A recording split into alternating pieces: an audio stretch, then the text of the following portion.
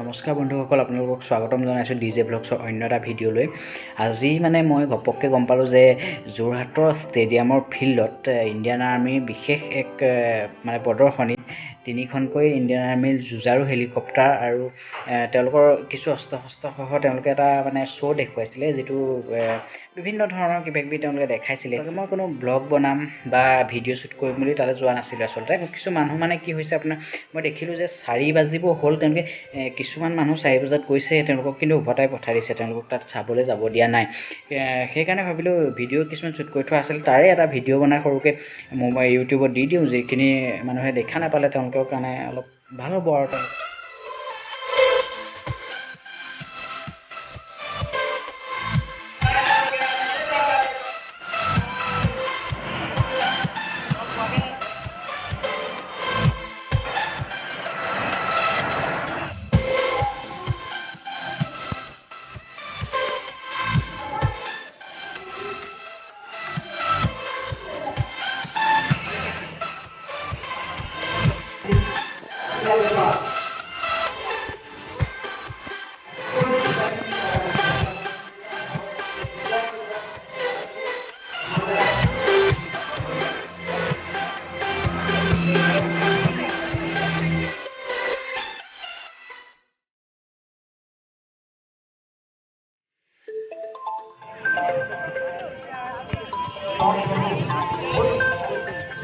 যোৰহাটৰ ষ্টেডিয়ামত যি ইণ্ডিয়ান আৰ্মিৰ এখন প্ৰদৰ্শনী হৈ আছে, তাত আচলতে ইণ্ডিয়ান আৰ্মিৰ কিমান তাকত আছে, কিমান তেওঁলোকৰ যুদ্ধত ব্যৱহৃত বস্তু সঁজুলি আৰু হেলিকপ্টাৰ এনেকৈ আদি কৰি কিবাকিবি দেখাই আছে তেওঁলোকে।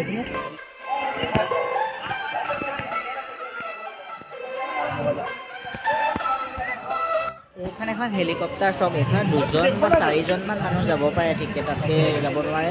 এইখনো যুদ্ধতে ব্যৱহাৰ হয়। হেলিকপ্টাৰখন ইমান ধুনীয়া লাগে আচলতে, ওচৰৰ পৰা দেখি পাই খুব ভাল লাগে আচলতে।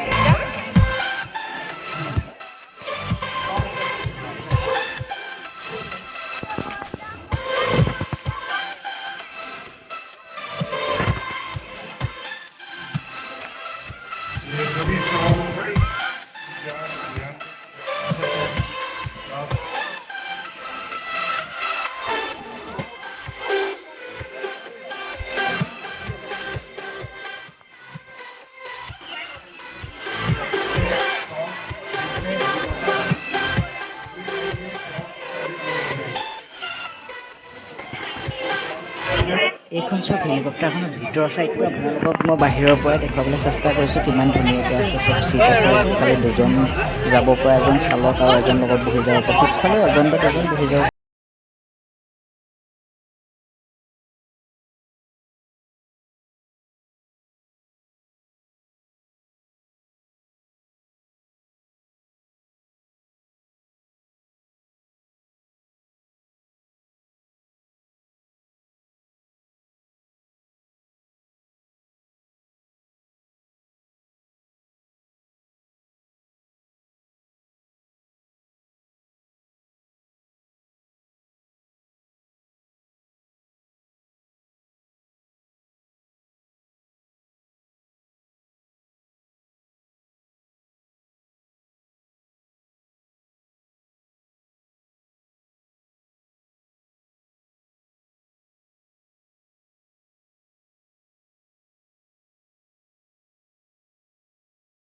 ভাল লাগিলে লাইক কৰিব, শ্বেয়াৰ কৰিব আৰু কমেণ্ট কৰিবলৈ নাপাহৰিব। মোৰ চেনেলটো ছাবস্ক্ৰাইব কৰি বেল আইকনটো প্ৰেছ কৰি দিব।